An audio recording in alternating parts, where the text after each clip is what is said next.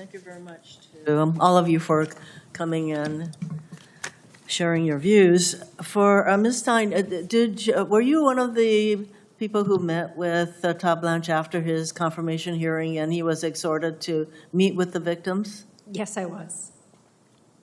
Yes? Yes. So how did you feel? I mean, how would you describe how what his attitude was toward all of you in the meeting?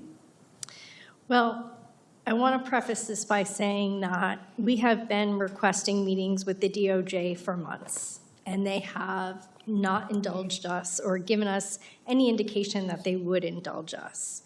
And so it wasn't lost on us that this meeting happened only after Senator Tillis made it a requirement of Todd Blanche's promotion. During his confirmation hearing, I asked whether his Todd Blanche's attitude to our victims was one of dismissiveness. Would you say that that is a good way to describe his behavior toward you during the meeting?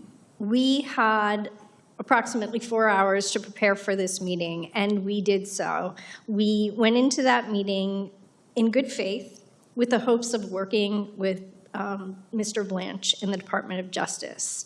And we were met with gaslighting. We were met with Mr. Blanche talking around our questions instead of answering them. And we walked away with a feeling of, the best word that I can use is demoralization, because he did not come into that meeting looking to work with us in good faith. Thank you. Now, I know that, I don't know if you or, I know that a number of you have been meeting with several of my colleagues, the Republican colleagues on this committee. What is your message to our Republican colleagues? Because we only need basically one Republican to vote no on his confirmation. And what has been your message to our Republican colleagues that you've been meeting with?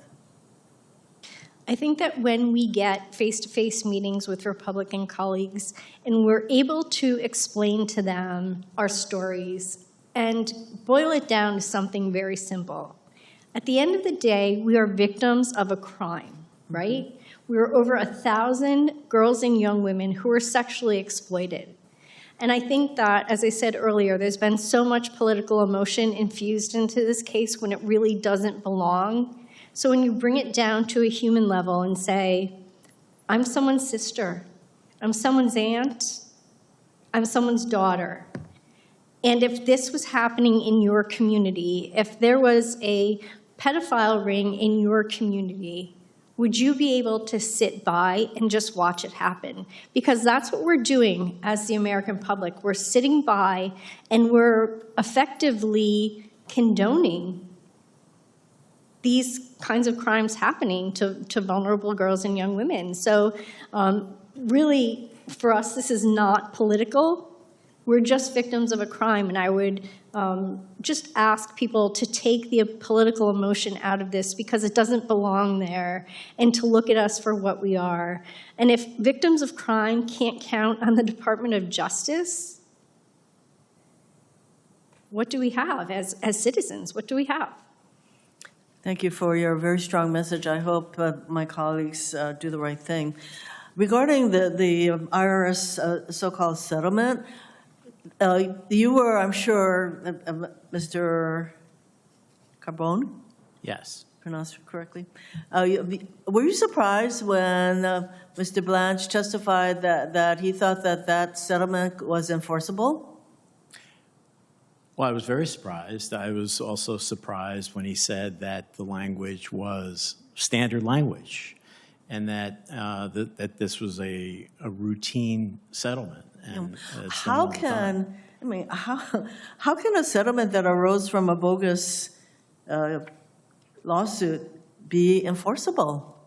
I'd like to ask Professor Finkelstein to also comment if she'd like. But how can a settlement that arose from a bogus lawsuit be enforceable? In my view, there's no this agreement is not enforceable. It's void public policy. It was occlusive for the reasons that the judge said it's not enforceable. But I want to point out that in her opinion, the judge pointed out that I can only deal with what's before me in this case. So the litigants in that case made very clear that they didn't need the court. And so what the judge said is, all I can do is prevent you from giving the imprimatur of the court on this agreement. But they are free, or at least the judge expressed serious concerns, that they could go ahead and accomplish the same thing without the settlement agreement. So I do think that this is very much a live issue. It's something that Senator Cornyn and Senator Tillis should be very concerned about, because if Mr. Blanche would have signed this agreement in the first place and given this unprecedented immunity, well then what's to prevent him from doing it again?